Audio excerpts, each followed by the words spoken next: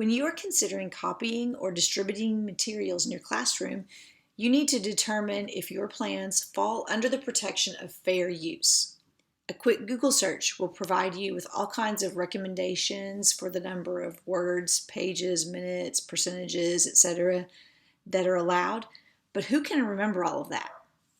A better test of fair use is the four-factor test. These four factors are the legal considerations that lawyers and judges look at when possible copyright violations end up in court. The four factors in determining whether you can use copyrighted material are the purpose and character of the work and your use, nature of the copyrighted work, the amount of the original work you use, and the effect of your use on the market. So let's take a look at these a little bit closer. Factor 1, the purpose and character of use.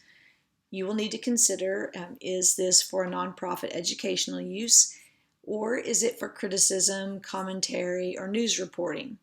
If you can answer yes to these questions, this tips the balance in favor of fair use. It's not a guarantee because this is only one of four factors, but you've passed the first test.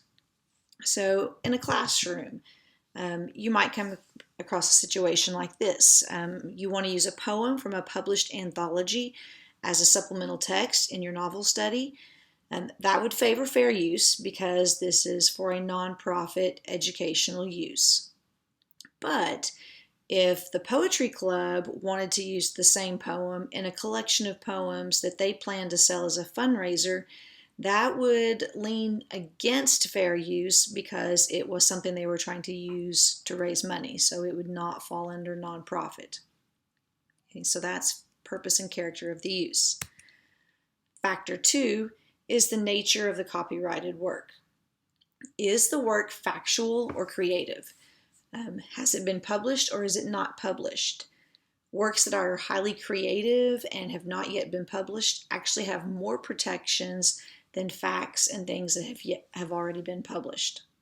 For example, a social studies teacher copying a map to accompany source materials would seem to favor fair use because a map is considered factual information. However, if the same teacher copies a picture book to share with his students, fair use does not favor his use because a picture book would be highly creative with the text and the artwork. Factor 3, the amount used. Are you using a large portion of this work, or does the portion you're using capture the entire essence of the work? If you can say no to both of those, then that would favor fair use. You can use small portions and it just needs to be a sample and not the most important part of the work. For example, fair use would not favor an English teacher's copying an entire novel to replace a lost or destroyed copy in her class set because she's copying a significant portion of the work. But if the teacher copies a paragraph from a novel to illustrate an example of figurative language for her students, fair use works in her favor since she's using a very small portion of the original. Okay, so that's factor 3, the amount used. And the last factor is the effect of use on the market or value. So does your use of this copyrighted material impact sales for the work?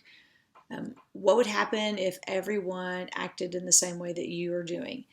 So if your potential use takes away profits from the copyright owner, then you violated fair use.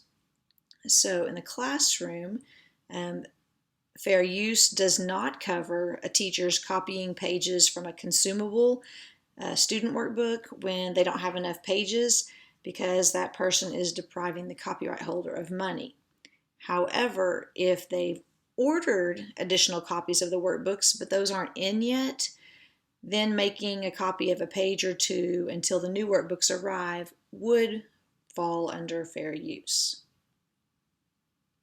So these are the four factors to consider when using copyrighted materials in your classroom, especially if you are copying or distributing those materials to students.